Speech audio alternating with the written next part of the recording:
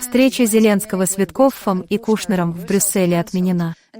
У НАТО есть план «Б» на случай, если Путин откажется от мира на условиях Трампа. Об этом поговорим с Джейсоном Смартом, американским политтехнологом. Джейсон, спасибо, что присоединились. Рад встрече. Специальный посланник президента Виткофф встретился с Путиным в Кремле. Кушнер, зять лидера США, также приехал на переговоры по плану мира. 5-часовые переговоры закончились безрезультатно. В Кремле заявили, что по мирному плану нет компромисса с США и что встреча с Трампом не готовится. Как вы оцениваете переговоры между американским посланником и Путиным? Какой сигнал заявление Кремля об отсутствии компромисса посылает международному сообществу? Я считаю, что переговоры не увенчались успехом, ведь, как сказал Путин, у него нет интереса к компромиссу. Уже 10 месяцев идут подобные переговоры, а они ничего не достигли, тысячи часов были потрачены впустую. Но факт в том, что Россия не изменилась. Она хочет продолжать войну, она преследует те же цели – победить Украину и захватить Киев. Нереалистично ожидать, что эти переговоры к чему-то приведут, это не то, что сейчас интересует Кремль. Джейсон, какими вы видите реальные следующие шаги для США в попытках продвинуть мирный план по окончанию войны? Я думаю, США постараются усилить давление на Украину, чтобы она приняла эти условия от России. Именно так действовала администрация до сих пор. Вряд ли они будут делать что-то серьезное, чтобы остановить Россию, а скорее попытаются заставить Украину делать то, что им нужно. Но результат не изменится. Россия хочет продолжать совершать это международное преступление — вторжение в Украину, и она будет продолжать, пока ее не остановят.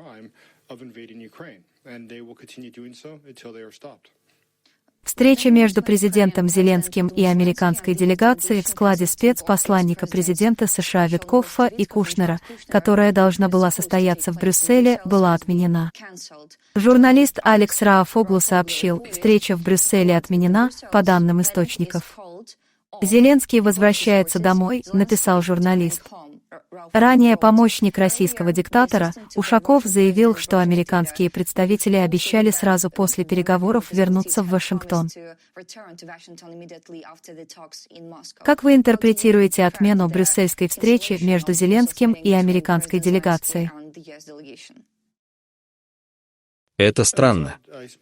Я сегодня говорил об этом с журналистом, которого вы процитировали. Похоже, что Путин передал делегации послание, которое нужно доставить Трампу, и поэтому они сразу полетели в Вашингтон. Но, думаю, они поняли, что российская сторона не намерена идти на какие-либо уступки. И есть ли тогда смысл обсуждать что-либо? Видимо, они решили, что немедленно доставить это послание от Путина президенту Трампу приоритетнее, чем встреча с украинскими коллегами или встреча с НАТО в Брюсселе. Помощник президента России Ушаков заявил, что они также обсуждали перспективы экономического сотрудничества между Россией и США, которое, по словам Ушакова, огромно. Как вы оцениваете перспективы экономического сотрудничества между Россией и США, о которых говорит Ушаков? Насколько реалистичны его заявления об огромном потенциале с учетом текущей политической напряженности? Нам нужно понимать реальность. Россия не собирается менять свою позицию, она хочет захватить Украину. Поэтому они пытаются убедить Запад отказаться от своих принципов и согласиться с этим планом в обмен на финансовую выгоду. Поэтому они постоянно говорят о возможностях сотрудничества. Дело не в этом, а в том, за сколько вы готовы продать Украину и готов ли Запад принять сделку, по условиям которой он бросает Украину, но которая якобы когда-то в будущем принесет экономическую выгоду Западу. Россиянам нельзя доверять и соглашаться на любую предлагаемую ими сделку. Если они не соблюдают международные договоры, которые сами подписали, то почему вы думаете, что они будут выполнять устную договоренность, достигнутую на закрытых встречах? Это абсурдно. К сожалению, те, кто сегодня ведет переговоры от имени США, не имеют серьезного опыта общения с российскими чиновниками, и я не уверен, что они это понимают. Путин признал начало спада в нескольких секторах российской экономики. Путин заявил на пленарном заседании форума «Россия зовет», что наблюдается замедление роста и появились определенные дисбалансы в российской экономике. Какие могут быть основные факторы, стоящие за замедлением и дисбалансами? Как это может повлиять на внутреннюю политику России и общественное настроение? Ситуация гораздо хуже, чем описал ее Путин. Около 45% национального бюджета России формируется за счет продажи нефти, и 85% этих закупок приходилось на Китай и Индию. Сейчас они прекращают покупать их нефть. Это оставляет огромную дыру в их бюджете. У них дефицит более 100 миллиардов долларов. Общий национальный бюджет России составляет около 485 миллиардов долларов. Чтобы покрыть расходы на войну, им придется печатать еще больше денег, а это означает рост инфляции. Глава Сбербанка Греф сказал, что сейчас рубль якобы недооценен, примерно 80 за доллар, а на самом деле он должен быть девальвирован до 110. Снижение курса собственной валюты на 45% за несколько недель приведет к тому, что огромное количество людей окажется в нищете. Россия не очень богатая страна, большинство людей едва выживают. Такие сокращения создадут ужасную ситуацию внутри страны. Что это значит?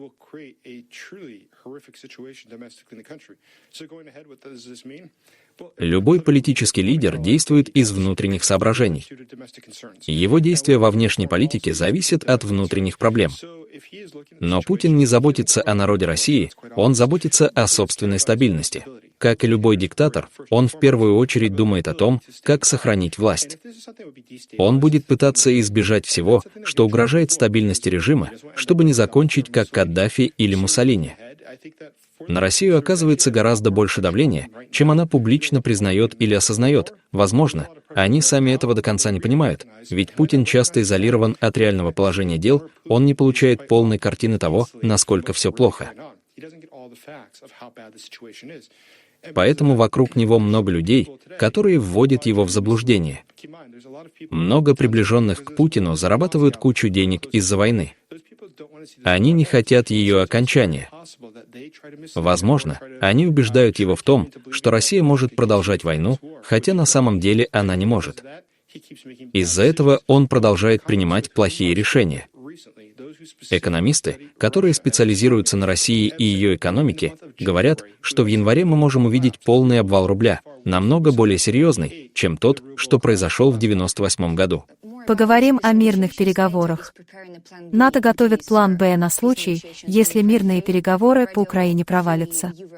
Об этом сообщает Радио Свободная Европа и Радио Свобода. Европейские союзники сомневаются в эффективности усилий США, так как Путин настаивает на капитуляции Украины. Как вы интерпретируете подготовку НАТО плана «Б» на случай провала мирных переговоров по Украине? Конечно, должен быть план «Б», потому что переговоры провалятся. Владимир Путин сейчас делает все, чтобы демонстрировать силу и нежелание вести переговоры. Мы это увидели за последние 2 дня. Накануне встречи в Москве он был в военной форме и говорил о том, как Россия наступает и якобы взяла Покровск и Угледар, но это ложь. Этого не случилось. В тот же день его заявления я был на Донбассе, и могу сказать, Покровск точно не захвачен. На экономическом форуме он сказал, у нас есть проблемы в экономике, но мы можем продолжать войну. Он сказал это перед встречей в Москве, чтобы продемонстрировать, что Россия сильна. Но это не так. И хотя он утверждает, что готов воевать с Европой, как он говорил перед встречей, правда в том, что если за 3 с лишним года Россия так и не смогла взять Покровск, то кто поверит, что она может взять Киев или напасть на страну в Европе и вести с ней войну? Это нереалистично. Россия не в состоянии этого сделать. Тем не менее, НАТО должно воспринимать подобные угрозы всерьез и готовить ответ. Слишком долго России позволяли безнаказанно делать подобные заявления и действовать против наших национальных интересов, но на уровне чуть ниже порога, который запустил бы 5-ю статью НАТО. Это позволило ей зайти слишком далеко. Мы должны, наконец, потребовать от нее ответа. У НАТО есть потенциал для этого. Страны НАТО несут моральную и юридическую ответственность за защиту своих граждан и обязаны обеспечить, чтобы Россия была остановлена. По словам Рубио, команда Трампа надеется, что мирное соглашение обеспечит украинцам гарантии безопасности, чтобы на них больше не напали, это позволит им восстановить свою экономику и процветать как нации. Как вы оцениваете утверждение о том, что мирное соглашение может предоставить украинцам долгосрочные гарантии безопасности? Какие практические меры, на ваш взгляд, могли бы сделать такие гарантии реальными? Гарантии должны быть оформлены на бумаге. Затем их нужно реализовать. Нам нужно понимать, что это значит. Сейчас речь идет об очень пустых гарантиях безопасности. Если это обещание, возможно, помочь вам когда-нибудь в будущем, или, как сказал Белый дом, что мы поговорим о гарантиях после подписания мирного соглашения, это абсурдно. Украина должна согласиться, что не вступит в НАТО, согласиться на небольшую армию, согласиться, что не будет получать больше оружия Запада. После этого можно будет начать обсуждать, будет ли у нее какая-то защита, хотя мы уже лишили ее возможности защищаться самой. Это не работает. Это становится все более абсурдным, как в романах Кафки, наблюдать, как Белый дом пытается перевернуть все вверх дном в поисках решения там, где его нет. Россия хочет, чтобы США заставили Украину сделать то, что они не могут сделать сами — захватить Донбасс. Россия потеряла более 1 миллиона солдат. Она потратила миллиарды долларов на эту войну и так и не смогла полностью захватить Донбасс. Россияне едут в Вашингтон и говорят: «Мы хотим всю Донецкую область, почему бы вам не отдать ее нам?» Это абсурд. Россия сама не может этого добиться и теперь рассчитывает, что Вашингтон ей поможет. В итоге сейчас она не хочет заключать сделку. Она хочет заставить Вашингтон давить на Киев и добиться того, чтобы украинцы отдали территории или выполнили часть других требований. Когда позже начнутся переговоры, она скажет: «Это исходный пункт, ведь по этим моментам мы уже договорились». Это классический российский стиль переговоров. Так действовал СССР, ничего нового. Нужно реалистично смотреть на то, что нас ждет. Украине нужны гарантии безопасности. А США сами навязали себе роль посредника в мире, хотя никто не просил Вашингтон участвовать во всех этих переговорах, и они не дают денег, они не заинтересованы. Если они продолжают вмешиваться и пытаются заключить мир, точнее навязать его, тогда они должны сказать: «Мы берем на себя обязательство гарантировать мир». Если они к этому не готовы, тогда непонятно, какова их роль в этом процессе. Министр иностранных дел Ван И провел переговоры с Лавровым в Москве. Насколько важна позиция Китая в формировании мирных переговоров или экономического сотрудничества между Россией и Западом?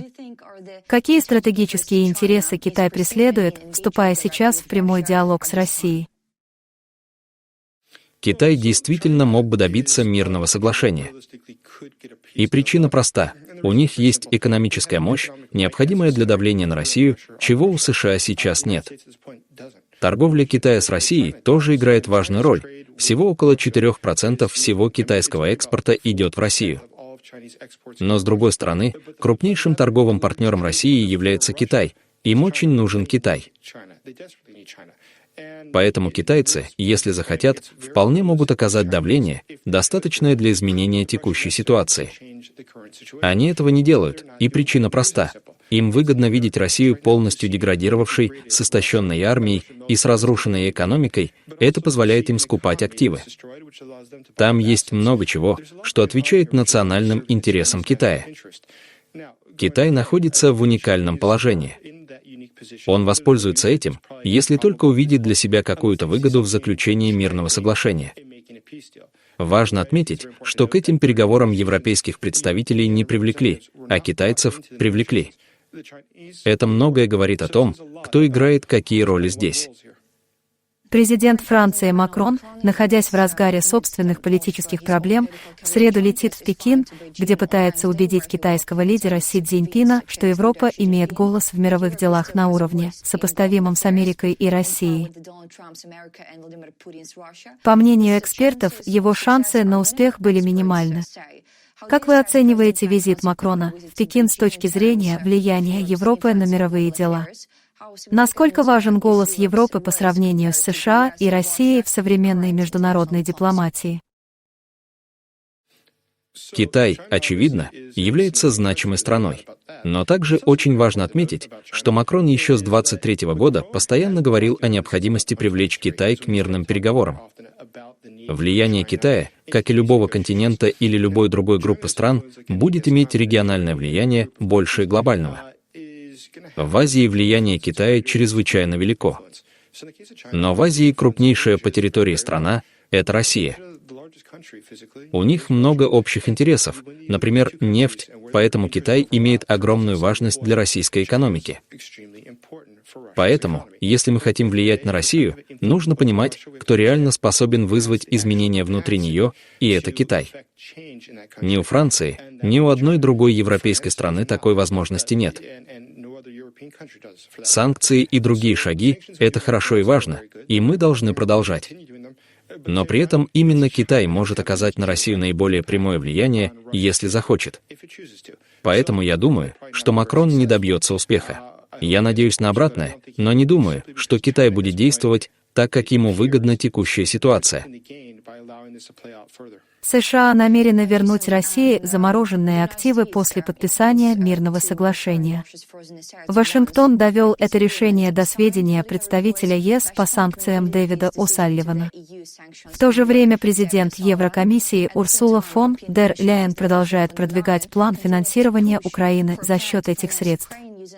Насколько важна координация между ЕС и США по вопросам санкций и замороженных активов в нынешнем геополитическом контексте? Конечно, координация санкций критически важна.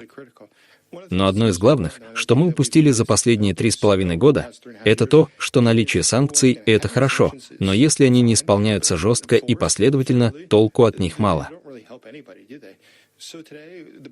Самая большая проблема — это различные факторы, позволяющие россиянам обходить санкции. Если рассматривать это более аналитически, можно выделить два уровня. С одной стороны, есть очевидные вещи, например, теневой флот, который ходит по миру и продает российскую нефть. Украина сейчас вводит санкции, уничтожая эти корабли. Мы понимаем, что есть другая сторона, знаем расположение этих кораблей. Наши западные военно-морские силы могли бы их арестовать за нарушение санкций и морского права, но есть и еще кое-что. Но говоря о санкциях, мы должны оказывать давление и на наших партнеров, таких как Китай, чтобы они не помогали обходить санкции и не нарушали их поставками разных микрочипов. В этом вопросе много разных сторон. Но во всех случаях исполнение санкций сейчас даже важнее, чем введение новых санкций. Мы должны реализовать то, что уже написано на бумаге. Джейсон, представители Европейского совета и Европейского парламента достигли предварительного соглашения о полном прекращении импорта российского природного газа к 2027 году, согласно данным Совета ЕС.